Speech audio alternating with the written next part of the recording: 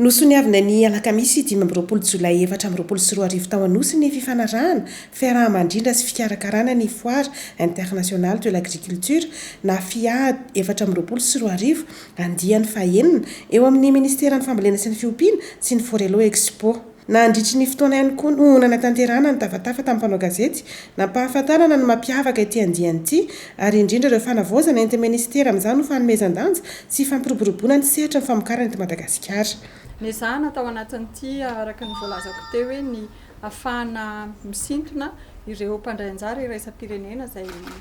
ivelan'ny Madagasikara indrindra ary nisy ny fangatana fiara-miasa tamin'ny ministera ny misahana andrarambahiny moa ao anatin'izay izay nandefasana ny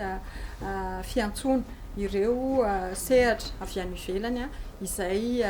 vonona andray anjara amin'ity foire internationale de l'agriculture eto Madagasikara amin'ny andiany fahenina ity. Ho ampirisiana ihany koa ny fandraisana anjara sy ny fiara-miasa amin'ireo sehatra tsy miankina indrindra ny tanora ihany koa izay omena lanja lehibe ahafahana mampirisika an'izy ireo iroso ao anatin'izany sehatry ny fandrarana eo amin'ny lafiny famokarana amin'ny ankapobean'izany.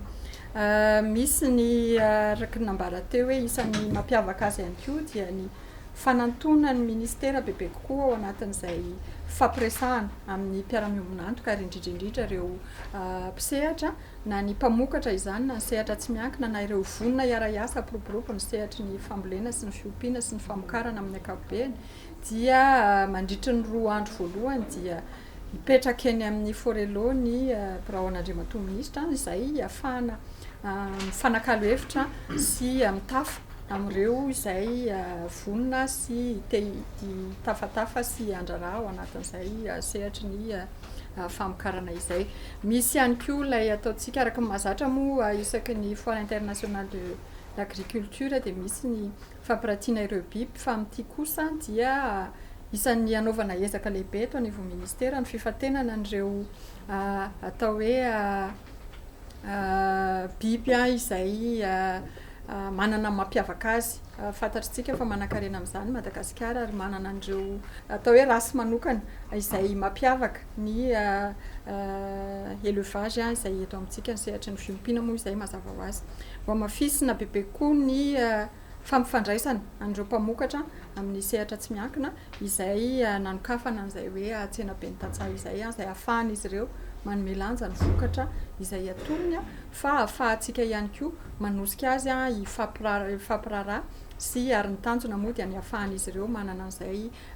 fifanaraha-mpiara-miasa miaraka amin'ireo sehatra tsy miankina izay mba ahafahantsika manosika bebe koa an'ireo mpamokatra avy any amin'ny faritra tsirairay avy misokatra bebe koa amin'izay tsena na eo amin'ny lafiny anatiny na eo amin'ny lafiny iraisam-pirenena izay. Ireo angamba ny sationy ankoatran'ilay hoe efa mahazatra izay ho amafisina moa misy ny ireo conférence thématique isan-tsokajiny ary ny stand ny ministera ihany koa amin'ity indray mitoraka ity dia hoe zahana atao miavaka ampisehoana atao hoe ireo bonne pratique ireo ampisehoana ireo